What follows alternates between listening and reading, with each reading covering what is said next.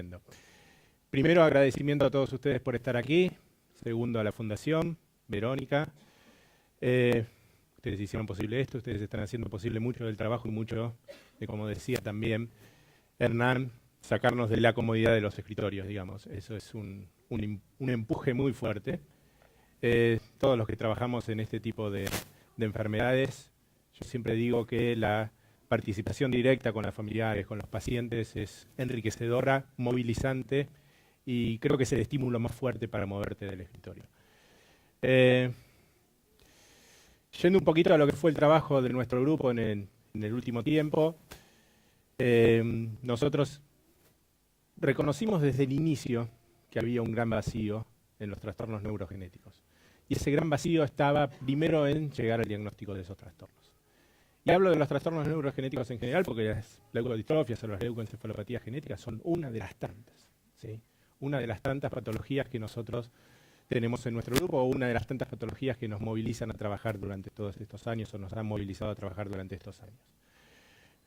Dentro de las enfermedades neurogenéticas tenemos algunas que son más simples, ¿sí? Y cuando hablamos que son más simples es porque hay menos genes que las causan, ¿sí? Entonces, cuando hay menos genes que las causan, es más fácil realizar el diagnóstico de cierta manera, porque uno sabe que tiene que ponerle esfuerzo, tiene que desarrollar un plan de trabajo limitado a unos pocos meses a caracterizar uno u otro gen, y listo, y ya está. Una vez que se caracterizó, una vez que se puso a punto la técnica o las distintas técnicas que se necesitan para caracterizar ese gen, uno puede hacer el diagnóstico de esa enfermedad puntual. Pero eso no es lo más común, lamentablemente. Muchas de las enfermedades neurogenéticas son lo que nosotros llamamos heterogéneas. Heterogéneas desde un punto de vista genético, ¿sí? Entonces, Verónica mencionaba en la creación de un centro de referencia que se habían unido otras asociaciones de pacientes. Dentro de esas asociaciones de pacientes había mencionado al grupo de las ataxias, y las ataxias son uno de los ejemplos de trastornos heterogénicos, ¿sí? Trastornos en los que más de 100 genes distintos, si están alterados, pueden provocar esa patología, ¿sí? Y las leucodistrofias son así también. Las leucodistrofias son tanto o más heterogéneas desde el punto de vista genético, ¿sí?, que otras de las enfermedades que nosotros vemos. Con alguna particularidad, que el diagnóstico de las leucodistrofias o el reconocimiento de las leucodistrofias, ¿sí?, tradicionalmente se decía que podía basarse en algunos aspectos clínicos y algunos aspectos de las imágenes. Y eso, a medida que tenemos más herramientas para caracterizarlas mejor, nos estamos dando cuenta que no están así.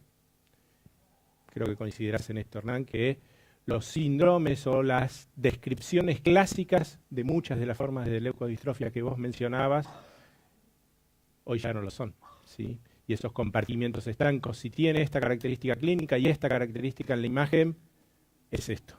Y solo estudie eso, o diga que el diagnóstico ya está ahí, ¿sí? Confórmese con eso para hacer el diagnóstico. Y esa es una solución, ¿sí?, de comodidad del escritorio, diría yo. Entonces a mí me gusta decir siempre que si una enfermedad es genética, quiere decir que está causada por una alteración en un gen. Entonces el diagnóstico de una enfermedad genética no termina hasta que no identificamos la alteración causal, hasta que no identificamos cuál es la alteración en ese gen que está provocando esa enfermedad, ¿sí? Y ese es el cambio, ¿sí?, de concepción que todos los médicos tenemos que tener, y creo que muchos de los que estamos trabajando en esto lo tenemos bien internalizado. Y eso ha permitido no solo reconocer más pacientes, sino reconocer los límites que teníamos antes para definir tal o cual enfermedad.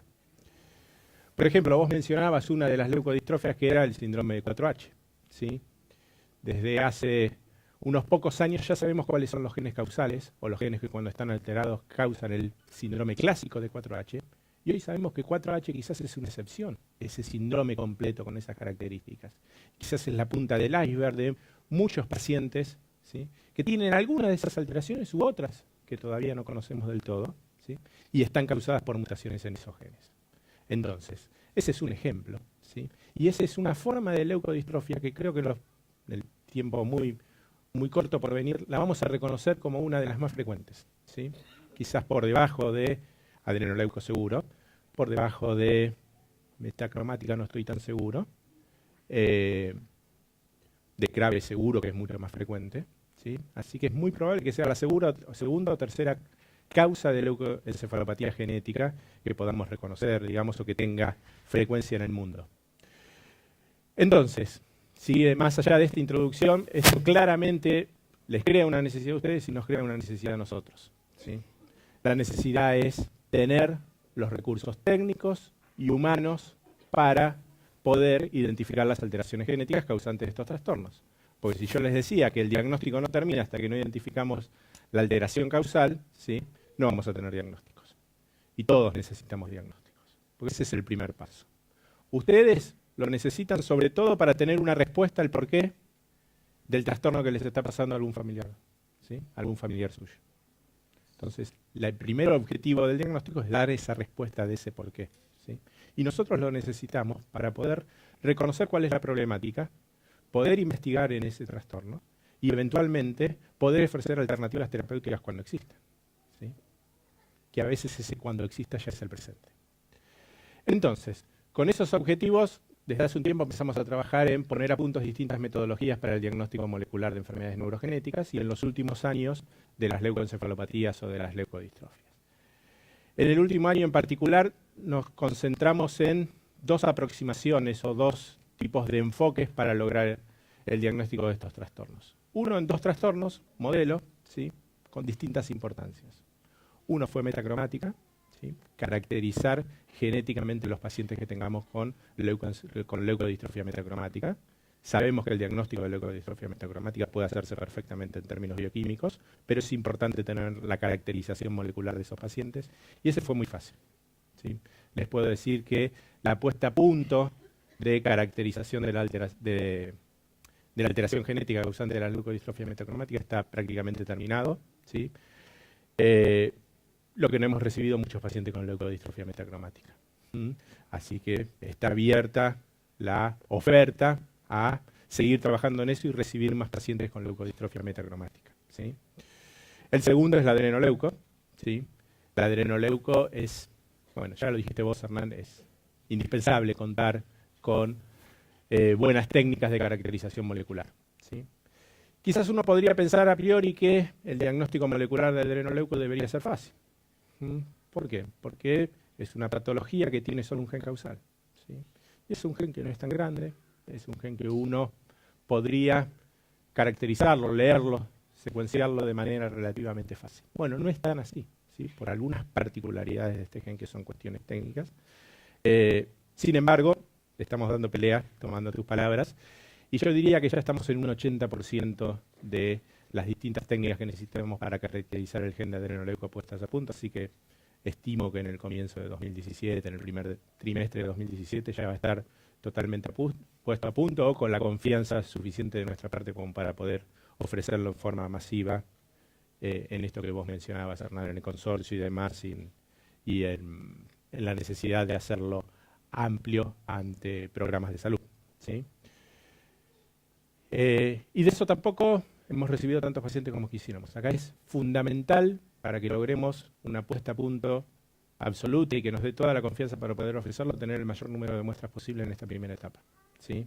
Todavía estamos por debajo del número que habíamos planteado inicialmente, así que esta oferta sigue estando abierta.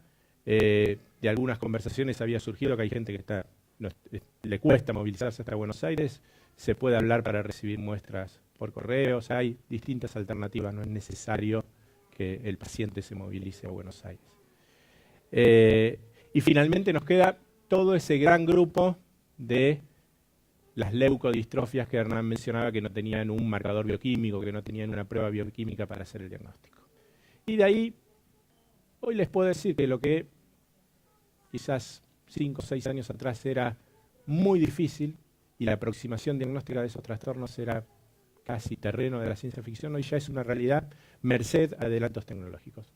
Hay un gran grupo de adelantos tecnológicos que globalmente se llaman Next Generation Sequencing, que son nuevas técnicas para leer los genes, para secuenciar los genes. Bueno, eso ya lo tenemos disponible en Argentina, tenemos los recursos técnicos, tenemos los recursos humanos capacitados en eso, y en estos últimos meses trabajamos puntualmente en poner a punto en el Hospital Ramos Mejía una prueba basada en Next Generation Sequencing con financiación de la Fundación Lautaro Te Necesita, en la que incluimos unos primeros 9 pacientes. De eso les puedo mencionar que ya tenemos 6 pacientes analizados y tenemos un rédito diagnóstico cercano al 50% en esos primeros 6 pacientes, lo cual es comparable a lo que todos los colegas en el mundo mencionan de rédito diagnósticos en las leucodistrofias. Esa mitad de pacientes que pueden ser diagnosticados, ¿sí? Y acá cabe uno hacer una reflexión. ¿Qué pasa con la otra mitad? La otra mitad de los pacientes tienen leucodistrofia, sí, claro, tienen leucodistrofia. La otra mitad de los pacientes tienen causas genéticas causantes y muchos de ellos probablemente sí. Pero ¿por qué no las logramos identificar? Más allá de las cuestiones técnicas, todavía hay mucho que desconocemos, hay muchos genes que todavía no conocemos, hay muchas causas nuevas de leucodistrofia que están por descubrirse. Y en eso, nuevamente, cuanta más experiencia tengamos, cuanto más pacientes podamos incorporar, cuanto más podamos trabajar en red con los centros del mundo, más vamos a ir achicando esa brecha de pacientes sin diagnóstico de leucodistrofia. Entonces, como reflexión final, o como reflexiones finales, el diagnóstico de las leucodistrofias desde un punto de vista genético es posible realizarlo en Argentina. Tenemos recursos técnicos, tenemos recursos humanos capacitados, ¿sí? Nos falta recursos económicos, ¿sí? Estamos trabajando en eso también. Y el diagnóstico globalmente de las leucodistrofias, ya en más de la mitad de los casos, puede ser realizado en forma completa. Y cuando, insisto, cuando digo en forma completa, es identificar la alteración causal de ese gen. Así que, bueno, muchas gracias a todas las familias que colaboraron y que van a seguir colaborando con nosotros, y especialmente a la Fundación Lautaro y a todos los colegas.